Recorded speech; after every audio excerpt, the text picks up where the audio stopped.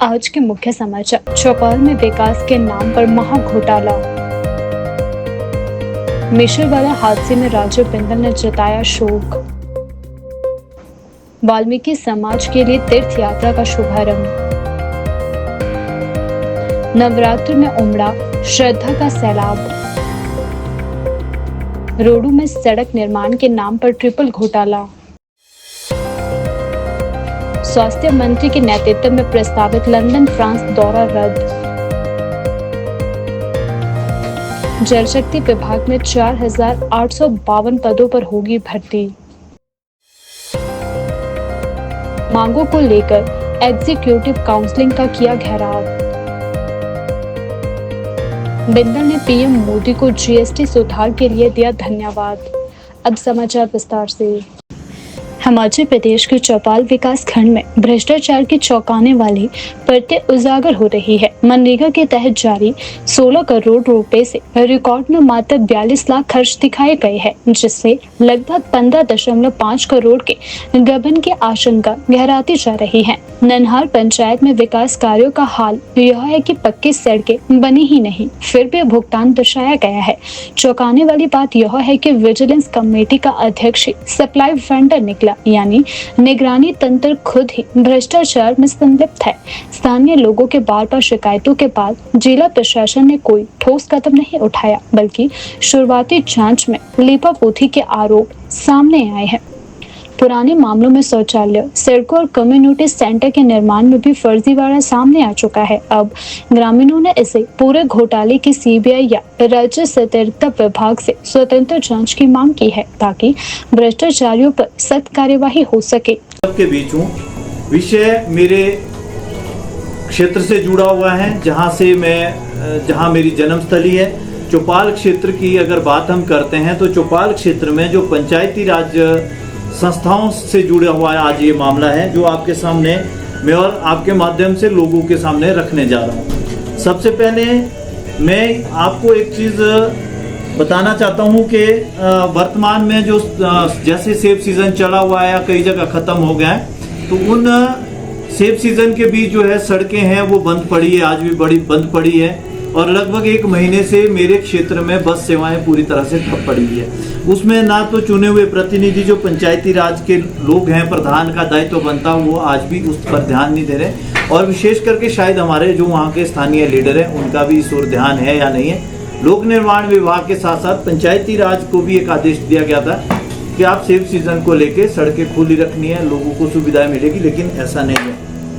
परंतु जब ये विषय हमने उठाया और इस विषय को लेके जब बात की कि आखिर ऐसी चीज है क्या है, जब हमने बात की तो उस विषय को लेके हमने बात की और आरटीआई के माध्यम से हमने चौपाल के विकास खंड चौपाल के कुछ पंचायतों के आंकड़े इकट्ठे किए।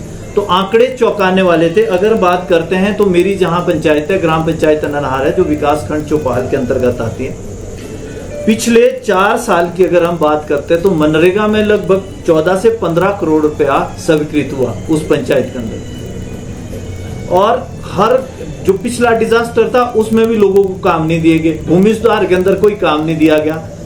और अगर ये 16 लाख 15 लाख रुपया स्वीकृत हुआ है, जो आंकड़ा है मेरे पास आरटीआई में, वो 13 करोड़ 65 लाख 20 हजार रुपया स्वीकृत हुआ मनरेगा में। ये 21 से 24 तक, 25 का अलग है और 19-20 का इससे अलग है। लेकिन उसके उपरांत भी ये जो खर्च किया गया, खर्च कितना दिखाती है पंचायत? 42 लाख 71 हजार रुपया। और दुर्भाग्य की बात है, ये बड़ी उसकी बात है कि एक आपकी जो ये विषय है, ये बड़ा ऐसा सोचने वाला विषय है कि अगर आप किसी पंचायत के लिए गवर्नमेंट 15 करोड़ रुपए की स्वीकृति देती है तो ये तो 10% भी नहीं खर्च किया गया। तो क्या करिए, वहाँ पे जो प्रशासन बैठा रखा है, ब्लॉक डेवलपमेंट ऑफिसर बैठा रखे हैं और अन्य अधिकारी, उनका क्या रोल है फिर? अगर पंचायतों को पूछा ही नहीं जा रहा तो उसके अंतर्गत अन्य मदों से 4 करोड़ के आसपास स्वीकृतियां हुई। और 4 करोड़ की स्वीकृतियां होने के बाद जो धरातल पे 1 रुपए का काम नहीं है। पंचायत भवन का निर्माण जो है 2014 में हुआ, 2014 के निर्माण के बाद उसको फिर से दोबारा निर्माण करना शुरू किया। 10-15 साल बाद शुरू होता और आप बिल्डिंग सेफ्टी सर्टिफिकेट आपके पास नहीं है। पंचायत की जो पुरानी कंस्ट्रक्शन है उसमें दरारें आ चुकी है पूरी तरह से। और फिर भी उसके ऊपर कंस्ट्रक्शन की जा रही है। और उसमें कंस्ट्रक्शन की एक बड़ी मजेदार बात यह है कि आपने एक कम्युनिटी सेंटर जो बनाना था पंचायत का, वो भी उसी पे बना रहे, और जो 10 लाख रुपया उसके लिए आया वो भी उसी पे बना रहे। जब पूछा जाता है कि भाई आप बताओ कि आपने खर्च किया तो कहाँ किया, कोई जवाब नहीं है। कम्युनिटी सेंटर हर गांव के लिए मिले हुए हैं, लेकिन अधिकतर कम्युनिटी सेंटर जो है बने हैं तो उसकी क्वालिटी जो है, कंस्ट्रक्शन क्वालिटी सही नहीं है। जो कुछ पंचायतों मतलब गाँव में नहीं बने हैं और वो ताले लग के MB भर दी, उसकी पैसा खर्च हो गया, सारी चीजें। तो और इससे अलग जो RTI में मिली कि जो वहां मेरी पंचायत के अंदर, जो ननहार पंचायत के अंदर विजिलेंस का चेयरमैन है, वही मुख्य जो है वेंडर है। शिमला से कांग्रेस प्रत्याशी की ओर से एक वाल्मीकि समाज को समर्पित एक विशेष तीर्थ यात्रा की शुरुआत की गई। इस 2 दिवसीय यात्रा का आयोजन अमृतसर स्थित पावन वाल्मीकि मंदिर के दर्शन के लिए किया गया है। इस धार्मिक यात्रा को कांग्रेस प्रदेश के वरिष्ठ उपाध्यक्ष विनीत गौतम ने हरी झंडी दिखाकर रवाना किया। इस दौरान उन्होंने कहा कि वाल्मीकि समाज का सांस्कृतिक और धार्मिक योगदान अत्यंत महत्वपूर्ण है और कांग्रेस पार्टी समाज की आस्था और परंपराओं को सम्मान देने के लिए प्रतिबद्ध है। यात्रा में बड़ी संख्या में समाज के श्रद्धालु शामिल हुए हैं, जो अमृतसर में भगवान वाल्मीकि जी के मंदिर में दर्शन कर पुण्य लाभ अर्जित करेंगे। कांग्रेस नेताओं ने इस पहल को समाज के उत्थान और समर्पण का एक कदम बताया है। यात्रा के सफल और सुरक्षित संचालन के लिए सभी आवश्यक प्रबंध किए गए हैं। सारा समाज जो है ना, हो सकता है कुछ शक्तियों ने बांट दिया, मैं उसमें जाना नहीं चाहता, लेकिन हर वर्ग, हर व्यक्ति, हर धर्म, हर समाज हमारे बहन और भाइयों की तरह है। आज का नहीं है, हमारी ऋषि मुनियों की जो हमारी परंपरा रही है, हमारे शास्त्रों में रही है, सब ने एक ही पाठ पढ़ाया, शांति का, अमन का, प्यार का, मोहब्बत का। उसी कड़ी में ये भारतीय वाल्मीकि धर्म समाज जो है उसी तरफ सबको लेके आगे बढ़ रहा है। और ये जो यात्रा है, ये पहले भी यात्रा, पिछले साल भी यात्रा गई थी, भगवान वाल्मीकि तीर्थ अमृतसर के लिए रवाना हुई थी बड़े जोश से। हिमाचल से इस दूसरी विशाल यात्रा के लिए इस बार मुझे अध्यक्ष नियुक्त किया है वाल्मीकि धर्म समाज का, और हम सबको जोड़कर चल रहे हैं। ये वाल्मीकि धर्म समाज जो संगठन बना है, ये पूरे हिंदुस्तान में वेलफेयर के काम भी कर रहा है, और ये इसको यात्रा के साथ भी जोड़ के, लोगों को यात्रा के साथ भी जोड़ा जा रहा है। सर, यहाँ से हिमाचल से कम 7-8 हज़ार की संख्या में भगवान वाल्मीकि तीर्थ के लिए रवाना होंगे, और ये आज हम जाएंगे, और ये 2 दिन की यात्रा है। आज जाएंगे और कल हमारी वापसी हो जाएगी। लेकिन ये जो यात्रा है, ये इसका पहला पड़ाव हमारा होशियारपुर में होगा। जो नाइट हम जाएंगे, ये कीर्तपुर से यात्रा शुरू होगी। हिमाचल के कीर्तपुर से लोग यात्रा लेके नंगल जाएंगे, नंगल से ऊना जाएंगे, ऊना से होशियारपुर में वहाँ 1 दिन का स्टे होगा। उसके बाद ये यात्रा सीधी अमृतसर भगवान वाल्मीकि जी के चरणों में। नवरात्रि के शुभ अवसर पर कांगड़ा जिले के प्रसिद्ध शक्तिपीठों में आस्था का जनसैलाब उमड़ चुका है। ज्वालामुखी ब्रजेश्वरी देवी और श्री चामुंडा नंदीकेश्वर धाम में कुल 14,000 श्रद्धालुओं ने मां के दरबार में शीश नवाया। जिला प्रशासन द्वारा जारी आंकड़ों के अनुसार ज्वालामुखी मंदिर में सर्वाधिक 6,000 श्रद्धालु, ब्रजेश्वरी मंदिर कांगड़ा में 4,100 श्रद्धालु और चामुंडा धाम में 4,000 श्रद्धालु पहुंचे। मौसम साफ रहने के चलते बाहरी राज्यों से भी श्रद्धालुओं की आमद में तेजी देखी जा रही है। नवरात्रों के दिनों में श्रद्धालुओं ने माता के दरबार में अपार श्रद्धा और भक्ति के साथ चढ़ावा अर्पित किया। ज्वालामुखी मंदिर में 41.36 लाख, ब्रजेश्वरी मंदिर में 9.2 लाख का चढ़ावा प्राप्त हुआ है।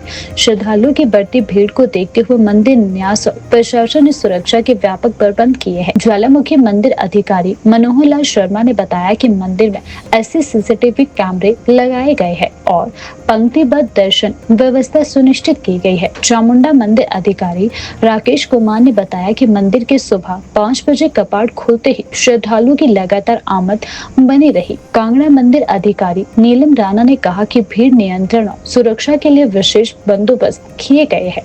बाहरी राज्य से आए श्रद्धालुओं के जत्थों ने शक्तिपीठों की धार्मिक रौनक को बढ़ा दिया है। श्रद्धालुओं को सुविधाजनक दर्शन उपलब्ध हो सके, इसके लिए व्यवस्थाओं को लगातार मजबूत किया जा रहा है।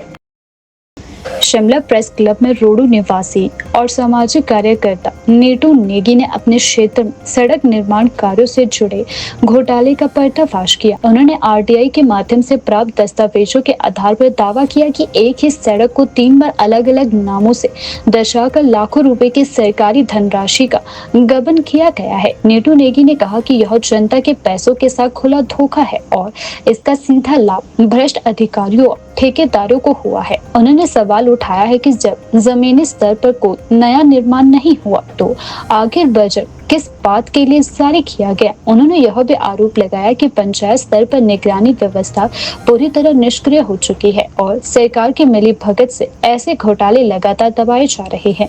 नीटू नेगी ने इस मामले के निष्पक्ष और उच्चस्तरीय जांच की मांग करते हुए कहा कि यदि जल्द कार्यवाही नहीं हुई तो वे इस मुद्दे को राज्यपाल और हाईकोर्ट तक लेकर जाएंगे। स्थानीय लोगों ने भी इस खुलासे के बाद आक्रोश जताते हुए पंचायत और प्रशासन से जवाब मांगा है। ये जो सड़क थी पहले ये जो हमारी लाखगाड़ी विकास समाज समिति थी, जो सड़क ये पातली इलाका खाईगढ़ा के नाम से कार्य शुरू किया गया, जिसमें ग्रामीणों ने हमारे बुजुर्गों ने प्राकृतिक संपदा से भेड़ पालक हुए थे हम लोग, और उनको भेड़ बकरियों को बेचकर अपने निजी मार्केटिंग बोर्ड से पैसा इकट्ठे करके सड़कों का एम्बुलेंस रोड का निर्माण करवाया, ताकि हम हमारे क्षेत्र जो सेब बहुल इलाका, ताकि हमारे सेब मार्केट में पहुँच जाए। अच्छा, उसके बाद फिर जब इसमें जो ये 2016 को पास हुई है 7-8 की, जब पास हुई है उसमें बस चली थी 2-4 दिन, ठीक है जी। उसके बाद फिर जो लोक निर्माण विभाग और ठेकेदारों की मिलीभगत से फिर इस सड़क का नाम बदला गया। सड़क वही है, फिर इसका नाम बटवा लाखगाड़ी के नाम से दर्शाई गई है, और जो कि फिर इसको दर्शाया गया जो टोटली इनकी मिलीभगत से सारा ही बड़ा घोटाला ही सामने आया आरटीआई के माध्यम से। फिर जब आरटीआई के माध्यम से मैंने आरटीआई लगाई तो उसमें सोलिंग दर्शाई गई है, बटवा लाखगाड़ी के बीच जो सड़क है उसमें 9 लाख की सोलिंग दर्शाई गई है, जो कि आरटीआई में प्राप्त हुई है। अच्छा जी, जब दूसरे नाम से आरटीआई फाइल की गई, वहाँ शरिया में मुकर गया, हमने कोई सोलिंग नहीं, ये प्रधानमंत्री सड़क योजना में। फिर उसके बाद जब हमने वहाँ बोर्ड देखा, उसी पॉइंट पे पतली जो असली मूल जो 0 पॉइंट है वो पतली है, पतली पर हमने देखा ये तो प्रधानमंत्री सड़क योजना डिसवाणी लाका कल्याणी के नाम से, जबकि डिसवाणी का जो राजस्व गांव है हमारे, उसके साथ पड़ोसी जो गाँव पर उसको बटवा गाँव है, यहाँ सड़क ऊपर को जाती है, उसके बाद जुगोटी चक है, और जो डिसवाणी है, डिसवाणी से लाका दहार के बीच से आप मौके पे का कवरिंग करेंगे, वहाँ से 1 भी रुपये का कार्य नहीं हुआ है, जो मौके की स्थिति बता रही। जबकि आरटीआई बता रही है कि इसमें आरटीआई प्रधानमंत्री सड़क योजना ये बता रही है, यहाँ से इस योजना के तहत दिखा है कि इसमें बता रहा है कि 4,70,000 रुपये सबमिट हुए थे 2022 तक, तो जिसमें खर्च बता रहा है कि 4,12,000 रुपये खर्च किए गए हैं इस योजना के तहत। फिर लिखता है कि दंगे 2,23,900 कुछ समथिंग डंडे लगाए गए, उसके बाद बताता 80,000 के क्रेट लगाई गई, उसके बाद बोलता क्रेट बॉल, उसके बाद बोलता कलवेट, उसके बाद आरटीआई बता कि 58 लाख शेष है, जबकि मौके पे ये सड़क जो कागजात में दर्शाई गई है मौके पे नहीं है। हिमाचल प्रदेश विश्वविद्यालय ने एसएफआई ने छात्रों की विभिन्न मांगों को लेकर जोरदार प्रदर्शन किया। एसएफआई कार्यकर्ताओं ने कार्यकारी परिषद के सदस्य को ज्ञापन सौंपते हुए शिमला शहर विधायक और एसी सदस्य हरीश शनार्था का घेराव किया। इस दौरान पुलिस और छात्रों के बीच झड़प हो गई, जिसमें 3 छात्र घायल हो गए। कुछ छात्रों पर लाठीचार्ज भी किया गया है। प्रदर्शन के बाद एसएफआई ने विश्वविद्यालय परिसर में धरना दिया। एसएफआई विश्वविद्यालय इकाई के सह सचिव आशीष ने कहा कि 2013 से छात्र संघ चुनाव बंद है, जिसे छात्र प्रतिनिधित्व से वंचित है। उन्होंने प्रत्यक्ष छात्र संघ चुनावों की शीघ्र बहाली की मांग की। जिला शिमला अध्यक्ष विवेक नेहरा ने आरोप लगाया है कि विश्वविद्यालय संविधान के 103वें संशोधन के तहत 10% EVS आरक्षण लागू करने में विफल रहा है। वहीं छात्रावास की भारी कमी पर भी सवाल उठाए गए हैं। SFI ने कहा कि 4000 छात्रों में से केवल 1200 को ही हॉस्टल सुविधा मिल पाती है। SFI अध्यक्ष योगराज ने RTI का हवाला देते हुए दावा किया कि विश्वविद्यालयों में 70% शिक्षक फर्जी दस्तावेजों के जरिए नियुक्त हुए हैं, जो संघ समर्थित एजेंडे को बढ़ावा दे रहे हैं। उन्होंने इस पर न्यायिक जांच और अनुशासनात्मक कार्यवाही की मांग की है। इसके अलावा नई शिक्षा नीति NEP 2020 को लेकर भी SFI ने कड़ा विरोध जताया और कहा कि शिक्षा को निजीकरण और भगवाकरण की ओर धकेला जा रहा है। गैर शिक्षक कर्मचारियों की भर्ती पर भी संगठन ने विश्वविद्यालय प्रशासन को घेरा। उन्होंने आरोप लगाया कि भर्ती प्रक्रिया को 2 बार विज्ञापित करने के बावजूद पूरा नहीं किया गया और छात्रों से 4.50 करोड़ रुपए की वसूली की गई है। SFI ने चेतावनी दी है कि यदि उनकी मांगों पर शीघ्र कार्यवाही नहीं की गई तो वे प्रशासन के खिलाफ कड़ा आंदोलन करेंगे। भारी बारिश के कारण सिरमौर जिले में मिश्रवाला गांव में दीवार गिरने से 11 वर्षीय देवांश कुमार की दर्दनाक मौत पर भाजपा प्रदेश अध्यक्ष डॉक्टर राजीव बिंदल ने मौके पर पहुंचकर गहरा शोक व्यक्त किया। देवांश अपने पिता का इकलौता पुत्र था। हादसे में एक अन्य बालक खुशवंश गंभीर रूप से घायल हुआ है, जिसे अस्पताल में भर्ती कराया गया। डॉक्टर बिंदल ने पीड़ित परिवार से मिलकर उन्हें सांत्वना जताई और हर संभव मदद का आश्वासन दिया। उन्होंने कहा कि अनुसूचित जाति बस्ती के 2 परिवारों में आई यह आपदा अत्यंत दुखद है। उन्होंने प्रदेश सरकार और जिला प्रशासन से मांग की है कि पीड़ित परिवार को तुरंत आर्थिक सहायता और राहत दी जाए। साथ ही उन्होंने हरिपुर, खोल और अगड़ीवाला जैसी अन्य आपदा प्रभावित बस्तियों का भी जिक्र किया, जहां लोग अभी तक पंचायत घर और स्कूलों में शरण लिए हुए हैं, लेकिन सरकार से कोई ठोस मदद नहीं मिली है। भाजपा अध्यक्ष ने आरोप लगाया है कि प्रदेश सरकार राहत कार्यों में लापरवाही बरत रही है, जबकि केंद्र सरकार पहले ही आपदा राहत के लिए करोड़ों रुपए भेज चुकी है। उन्होंने कहा कि सरकार केवल कागज और फाइलों में उलझी है, जबकि मंत्री और नेता मीडिया में केवल बयानबाजी कर रहे हैं। डॉक्टर बिंदल ने प्रदेश सरकार से आपदा पीड़ितों के प्रति संवेदनशील और सक्रिय रवैया अपनाने की अपील की है। हिमाचल प्रदेश के स्वास्थ्य मंत्री डॉक्टर कर्नल धनीराम शांडिल के नेतृत्व में विदेश जाने वाली स्वास्थ्य विभाग की 10 सदस्यीय टीम का लंदन और फ्रांस दौरा फिलहाल रद्द कर दिया गया है। यह निर्णय सोशल मीडिया और जनप्रतिनिधियों के बीच दौरे को लेकर उठे सवालों के बाद लिया गया है। सरकार द्वारा जारी अधिसूचना के अनुसार 2 से 11 अक्टूबर तक यह प्रतिनिधि मंडल यूरोप के 2 देशों लंदन और फ्रांस की यात्रा पर जाना था। इस यात्रा का उद्देश्य विकसित देशों में स्वास्थ्य मॉडल, चिकित्सा तकनीक और नीतिगत ढांचे को समझकर प्रदेश में स्वास्थ्य सेवाओं को बेहतर बनाना था। हालांकि इस दौरे को लेकर विवाद तब गहराया जब यह सामने आया कि मंत्री डॉक्टर शांडिल अपने बेटे कर्नल डॉक्टर संजय शांडिल बहू के साथ इस दौरे में शामिल होने जा रहे हैं। सोशल मीडिया पर आलोचना तेज होने पर शनिवार को डॉक्टर शांडिल ने सफाई देते हुए कहा, अभी विदेश दौरे पर नहीं जा रहे हैं, आगे कभी जाएंगे। तथ्यों की पुष्टि किए बिना भ्रम फैलाना ठीक नहीं है। विदेशों में स्वास्थ्य के क्षेत्र में काम अच्छा हो रहा है और वहां से सीखकर हम प्रदेश में बेहतर सुविधाएं देना चाहते हैं। उन्होंने स्वीकार किया है कि बेटा और बहू निजी खर्च पर दौरे में शामिल होने वाले थे, लेकिन मौजूदा स्थिति को देखते हुए फिलहाल पूरा कार्यक्रम स्थगित कर दिया गया है। हमने 6 महीने का कोर्स शुरू किया, एब्डोमिनो पेल्विक लेवल 2 अल्ट्रासोनोग्राफी, और इसमें हमारे आई थिंक 2 बैच हो भी चुके हैं, तीसरा बैच कर रहा है। तो धीरे धीरे हमारे जो रेडियोलॉजिस्ट की कमी है उसको दूर करना हमने खुद ही सोचा। तो बच्चे लोग हैं आजकल थोड़े जल्दी आ जाते हैं आर्मी के, तो जो हमारे AMC के बच्चे वो पहले ही अपना नाम निकाल के चले जाते हैं। नेवर माइंड, तो we found a way out. हमारे प्रदेश में राष्ट्रीय स्वास्थ्य मिशन के अंतर्गत 24 डायलिसिस यूनिट चल रहे हैं। इसके अतिरिक्त 49 आदर्श संस्थानों में इन हाउस मोड के अंतर्गत नए डायलिसिस सेंटर स्थापित किए जाने की प्रक्रिया शुरू कर दी है।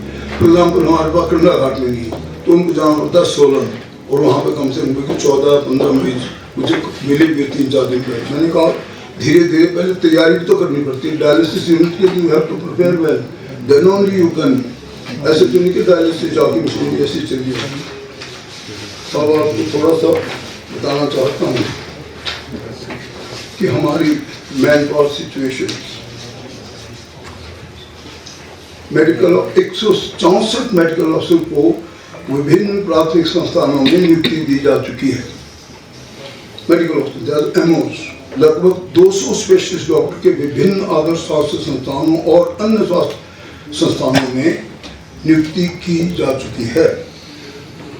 हमारी जो भी पीजी कोर्स करने के बाद, कंप्लीट करने के बाद जो बच्चे लोग आते ना, इनको पहले ही हम चिन्हित कर देते हैं 2 महीने 3 महीने पहले। जिस नवंबर में आना उसको सितंबर में बता गया होता कहाँ मैंने ड्यूटी ज्वाइन करनी है। इसके साथ 200 डॉक्टरों को पद भरने की हमारी लास्ट कैबिनेट मीटिंग में अप्रूवल दे दी जा चुकी थी। Sir gone to the finance also कि 200 डॉक्टर और करने हैं ताकि हमारी जो डॉक्टरों की कमी है वो पूरी हो। अगर पूरी ना भी हो तो 80 to 85% staff must at least be operational. इसके अलावा 400 स्टाफ नर्सों के पद भरने तो भी उसी कैबिनेट मीटिंग में स्वीकृति दी जा चुकी है, जो कि फाइनेंस को चली जा चुकी है। और आई एम श्योर जैसे अभी आप जो भी आगे प्रोग्राम करेंगे, खासकर जो आपके पास प्रयासों से, और इसी प्रक्रिया में उन्होंने एक ऑलमोस्ट 1.5 ईयर सोच रखी थी कि हम अपनी यहाँ की स्वास्थ्य की एक डेलीगेशन बाहर भेजेंगे और उसकी तैयारी भी हमारी पूरी होगी कि तुम्हारे सबके पेपर की एजेंसी हो जाएगी। So we shall be going with this delegation whenever there is suitable time comes, that is in this period, क्योंकि सारी हम समझते हैं कि वो जब कुछ समय आएगा और सो भी इम्प्रूव फ्लैट तो हम लोग चले जाएंगे। तो ऐसी बात ये इसी कड़ी में एक हमारी कई दिनों से सोच थी और अभी भी है, सोच पूरी करेंगे। आई एम श्योर कि आई रिमेंबर कि मैं तो before joining the political setup, I had personally stayed in England and had seen really these things कि उनके जो हेल्थ इंस्टीट्यूशन है वो बहुत ही मतलब ऊंचे लेवल पे हैं। Not only the cleanliness part but उनका जो मतलब सिस्टम है, मैं आपको सच बताऊँ तो वहाँ पे ऐसा नहीं होता कि आप चले गए जिस वक्त में आप ये भी 10 रुपये पर्ची जमा कर होती मेरे पास ये नहीं था, मैं दवाई नहीं लीजिए मुफ्ती, ऐसा कुछ नहीं है। Because I remember, मैं तो पर्सनल एग्जाम्पल भी देता हूँ कि my younger daughter had to take a gynecologist help, तो एक हफ्ता पहले पूरे पाउंड वहाँ पे जमा करने पड़ते हैं, तब जाकर वो कंफर्म करिए gynecologist will visit you।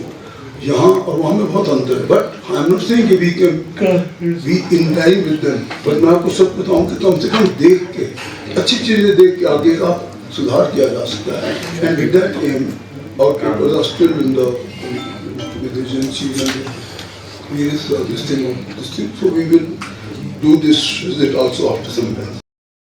Himachal Pradesh के जल शक्ति विभाग में बड़े पैमाने पर भर्ती प्रक्रिया शुरू होने जा रही है। उप मुख्यमंत्री मुकेश अग्निहोत्री की अध्यक्षता में शिमला सचिवालय में हुई 4 घंटे लंबी मैराथन बैठक में 4,852 पदों पर भर्ती को लेकर अहम फैसले लिए गए। यह मामला आगामी कैबिनेट बैठक में अनुमोदन के लिए लाया जाएगा। बैठक में यह भी निर्णय लिया गया कि pump operator, para pump operator, para fitter के लिए 1,726 पदों को भरा जाएगा। साथ ही विभाग में आउटसोर्स पर चल रहे 4,136 पदों को अब विभागीय स्तर पर भरने का फैसला लिया गया है। इससे जहां कार्य प्रणाली में पारदर्शिता बढ़ेगी, वहीं सरकार को भी वित्तीय लाभ मिलेगा। वर्तमान में इन पदों के लिए सरकार ठेकेदारों को 98 करोड़ रुपए का भुगतान कर रही है, लेकिन विभागीय भर्तियों से यह खर्च घटकर करीब 25 करोड़ रुपए रह जाएगा। इस दौरान जल रक्षक विभाग से जुड़ा एक और ऐतिहासिक निर्णय लिया गया। उप मुख्यमंत्री मुकेश अग्निहोत्री ने जल रक्षकों के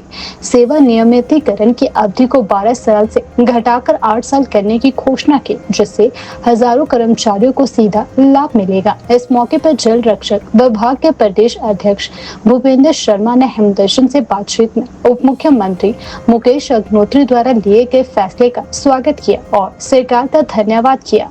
तो जो पिछले कल एक विभागीय बैठक हुई है जल शक्ति विभाग की, जिसमें हमारे उच्च अधिकारी डिप्टी सीएम साहब के साथ बैठे हैं, क्योंकि लंबे समय से हमारी एक मांग थी कि जो हमारी 12 साल की समय अवधि है जल रक्षकों की, उसे कम किया जाए, 8 साल किया जाए।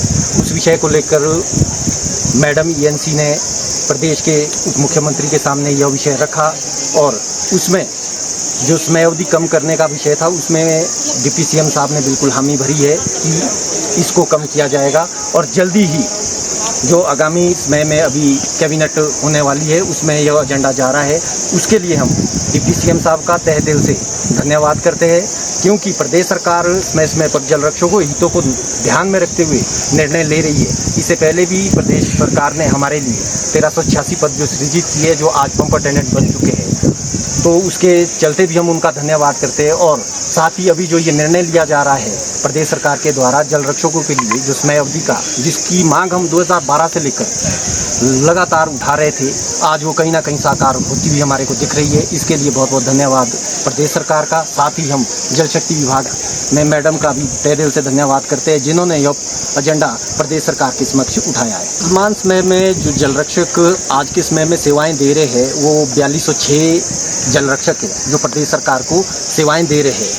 तो 4 साल का अंतराल जब कम होगा तो कहीं ना कहीं प्रदेश के सभी जल रक्षकों को बहुत बड़ा बेनिफिट होगा, क्योंकि अभी इतना भी हमारे पास वेतन भी जो हमारे को मिल रहा है वो बहुत कम है, ठीक है, जिसके चलते हमारा जीवन यापन करना बहुत टफ हो रहा है।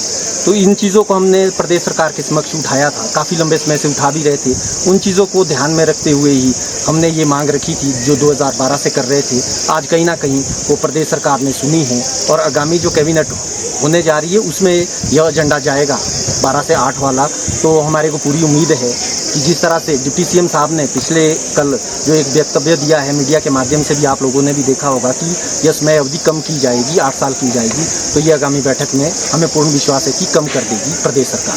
देखो, जिन 12 साल जिनके कंप्लीट थे, अभी पिछले 2 महीने पहले ही प्रदेश सरकार के द्वारा 1386 पद सृजित किए गए थे, जिसके तहत जितने भी हमारे 12 साल पूर्ण कर चुके जल रक्षक थे वो उसके तहत अंदर ले लिए गए और पंप अटेंडेंट बना दिए गए, जिनकी नियुक्तियां भी प्रदेश सरकार के द्वारा ली गई है। तो अब जो भी जल रक्षक है 4206, अब 4206 जल रक्षक है वो अपनी सेवाएं दे रहे हैं और उनका जो कार्यकाल है अभी कईयों का 10 साल है, कईयों का 8 साल है, कईयों का 6 साल है, जिसके चलते हमारी ये मांग थी और जो साकार होने जा रही है हमें पूर्ण उम्मीद है। भाजपा प्रदेश अध्यक्ष डॉक्टर राजीव बिंदल ने सेवा पखवाड़ा के अंतर्गत आयोजित एक कार्यक्रम में प्रधानमंत्री नरेंद्र मोदी द्वारा देश को दी गई नई पीढ़ी की जीएसटी रिफॉर्म के लिए आभार जताया। उन्होंने कहा कि जीएसटी प्रणाली ने देश को आत्मनिर्भर भारत की दिशा में मजबूती से आगे बढ़ाने में अहम भूमिका निभाई है। बिंदल ने कहा कि जीएसटी ने न केवल व्यापारिक प्रक्रियाओं को सरल बनाया है बल्कि राजस्व प्रणाली में पारदर्शिता और जवाबदेही भी सुनिश्चित की है। इससे देश की अर्थव्यवस्था को मजबूती मिली है और छोटे व्यापारियों को एक सम्मान मंच पर अवसर प्राप्त हुए हैं। अवसर पर उन्होंने केंद्र सरकार के स्टार्टअप इंडिया जैसी पहलों की भी सराहना की और कहा कि ये योजनाएं युवाओं को नवाचार के लिए प्रेरित कर रही है। उन्होंने युवाओं से स्वदेशी अपनाने की अपील करते हुए कहा कि देश को आत्मनिर्भर बनाने के लिए स्थानीय उत्पादों और संसाधनों को प्राथमिकता देना समय की मांग है। आगे बढ़े तो भारत का निर्यात वो मल्टीप्लाई होते हुए, मैं एक आंकड़ा देना चाहूँगा, 2014 से लेकर 2024 के अंदर ये निर्यात 67% बढ़ा है, जो आत्मनिर्भर भारत का आधार है। और आने वाले समय के अंदर 2027 तक हमको दुनिया की तीसरी आर्थिक महाशक्ति बनना है। दुनिया में आर्थिक डाउनफॉल है, हमको आर्थिक अपलिफ्टमेंट करने के लिए आगे बढ़ना है। आज आपके माध्यम से मैं देश के यशस्वी प्रधानमंत्री मोदी जी का आभार व्यक्त करना चाहता हूं, जिन्होंने इस आर्थिक मंदी में देश के प्रत्येक व्यक्ति को जीएसटी में भारी राहत दी। और ये भारी राहत केवल उसको आर्थिक मदद नहीं कर रही, ये भारत के स्वावलंबन की दिशा में एक बहुत बड़ा कदम है। वो आइटम्स जो 12% पर थी, उसमें से 90% आइटम्स 5% पर हो गई और 8% आइटम 0 पर हो गई। जो आइटम 28% पर थी, उसमें से 90% आइटम 18% पर हो गई, 7% आइटम 5% पर हो गई और औषधियां 12% से 5% और महंगी औषधियां 0% पर हो गई। जहां गरीब के लिए, मध्यम वर्ग के लिए, प्रत्येक व्यक्ति के लिए जीएसटी की राहत है, वही भारत की इकोनॉमी का, आर्थिकी का ये बहुत बड़ा जरिया है।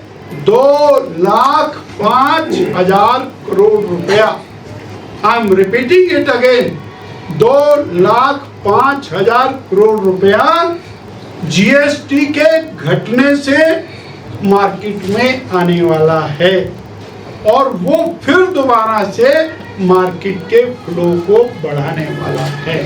This is GST reform, next generation GST reform. और जैसा मोदी जी ने कहा, वन नेशन,